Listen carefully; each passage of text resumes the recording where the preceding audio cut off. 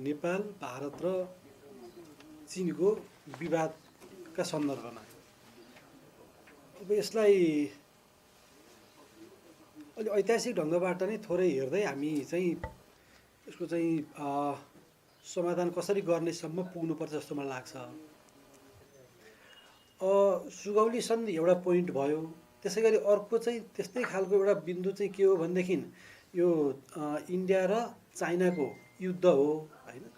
अनि त्यसपछि हेर्दै हेर्दै आएपछि अनि हामीले चुच्चे नक्सा जारी गरेको यो अर्को बिन्दु हो। र सँगसँगै अहिले पछिल्लो समय भएको यो द्विपक्षीय व्यापारका लागि नेपाललाई नसोधिकन जसरी चीनले र भारतले त्यसलाई प्रयोग गर्ने ढङ्गले चाहिँ जुन सन्धि सम्झौता सहमति गरेका छन् त्यही वरिपरि रहेर हामीले यसको चाहिँ व्याख्या विश्लेषण र संश्लेषण गर्नुपर्छ जस्तो लाग्छ।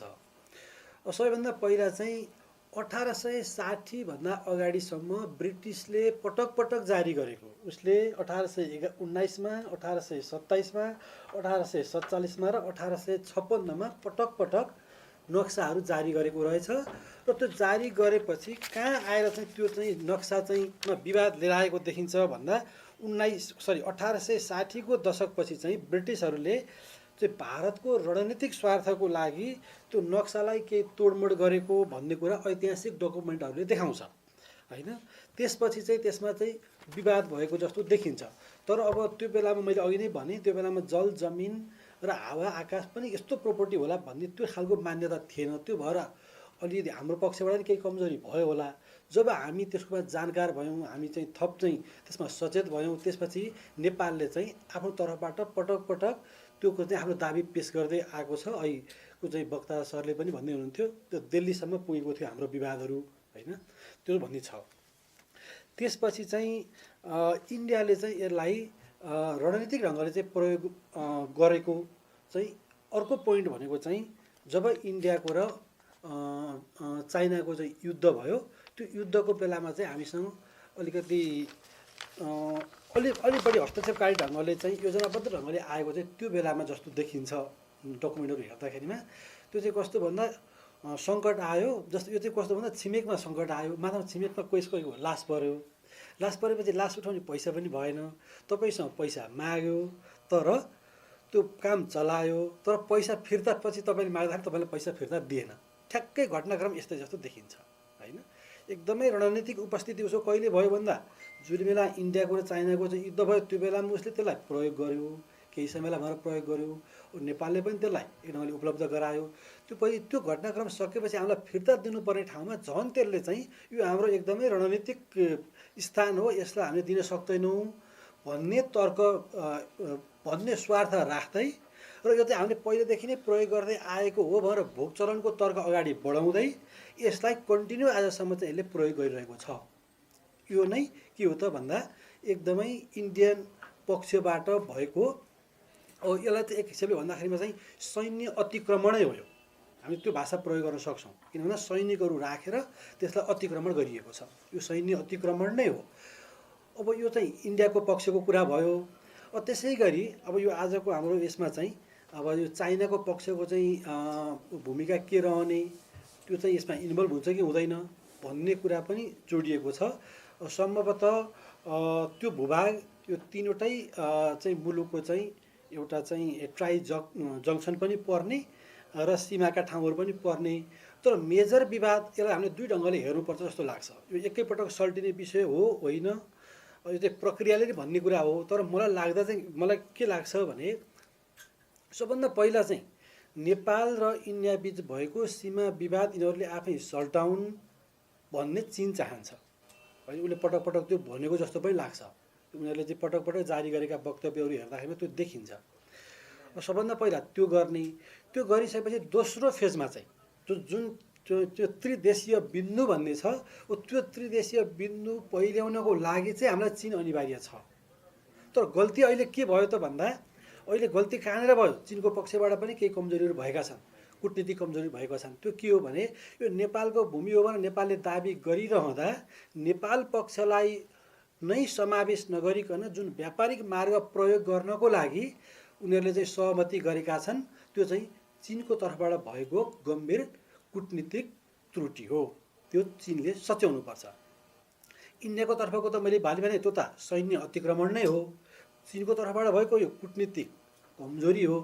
किन भन्दा नेपालको भूमि प्रयोग गर्नको लागि हुन्छ, हामी त्यसलाई स्वागत गर्छौँ। इन्डिया र चाइना मिलेर बसुन्, व्यापार गरून्, हाम्रो त्यो अपेक्षा हो, प्रगति गरून् होइन।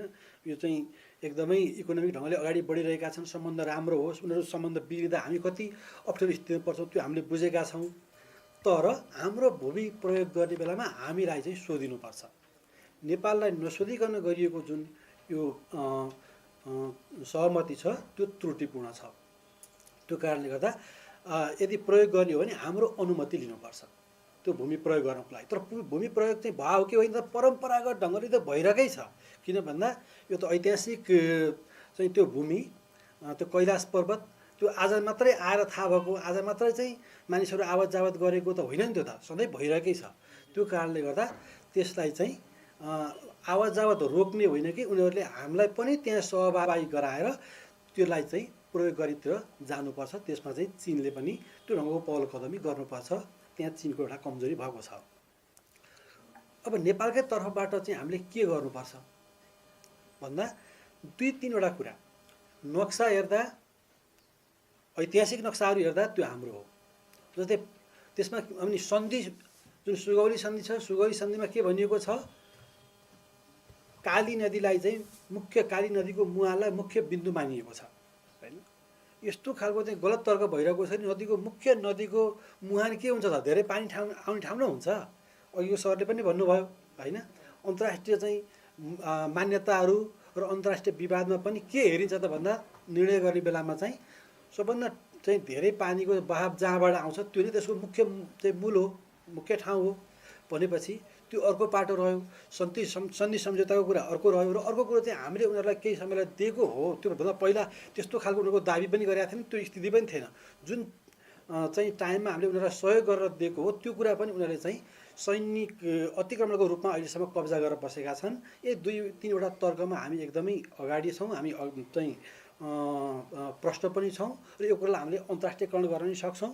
तर त्योभन्दा अगाडि हामीले गर्नुपर्ने के हो त भन्दा इन्डियासँग नै व्यापक कूटनीतिक वार्ताको हामीले चाहिँ एउटा चाहिँ रणनीति अपनाउनुपर्छ। पहिला उहीसँग टुङ्गो नलागेसम्म होइन, उसले मान्छ या मान्दैन भन्ने कुरो चाहिँ निर्गोल नगरेसम्म हामी अन्तर्राष्ट्रिय स्तरमा जाने स्थिति पनि बन्दैन। उसले त अल्झाइरहेको छ। उसले तर के कुरा स्वीकारेको छ भन्दा नेपालसँग हाम्रो त्यो क्षेत्रमा सीमाका विषयमा विवाद छ भन्ने कुरा चाहिँ इन्डियाको चाहिँ परराष्ट्र मन्त्रालयले पनि स्वीकारेको छ। त्यो भनेपछि अब हामीले चाहिँ यो कुरालाई एकदमै व्यापक गर्नु पर्यो। आम जनताका विषयमा पनि, सरकारका विषयमा पनि एकदमै यसलाई चाहिँ पोलिटिकल एजेन्डाको रूपमा अगाडि बढाउने होइन कि यो साँच्चै यो हाम्रो सार्वभौमिकतासँग जोडिएको इस्यु हो।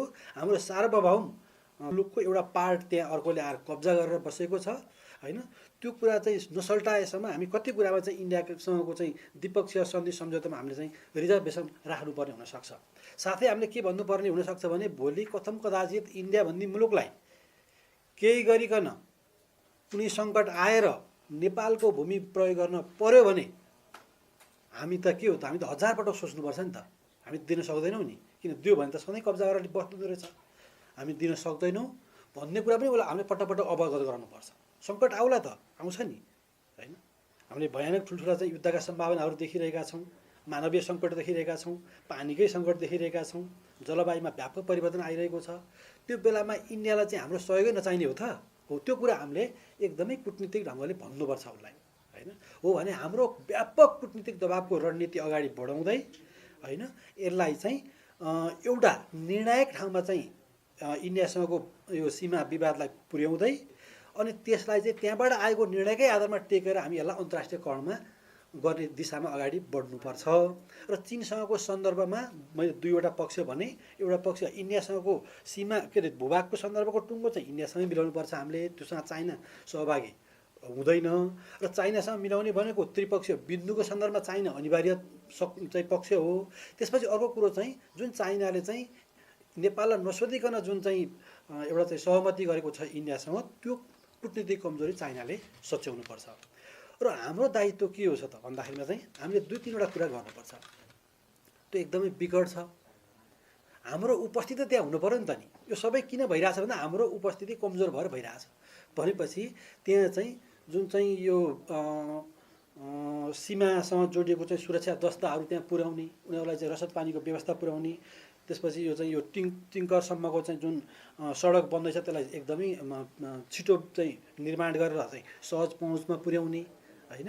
हो त्यो कारणले गर्दा त्यहाँको चाहिँ हाम्रा चाहिँ भएका चाहिँ अहिलेसम्म भएका सन्धि सम्झौताका डकुमेन्टहरूलाई चाहिँ एकदमै छिटोभन्दा छिटो अनलाइन आर्काइभ गर्ने होइन। यो त जतिखेर पनि चल्न सक्ने स्थिति रहेछ नि त। भोलि हामीले प्रमाण खोज्दा पनि काहीँ नपाउने स्थिति छ होइन। त्यो कारणले गर्दा त्यहीँ कति डकुमेन्ट छ होला, दार्चुलामै कति डकुमेन्ट छ होला, त्यसलाई सुरक्षित गर्ने यो काम चाहिँ हामीले गर्नुपर्ने देखिन्छ।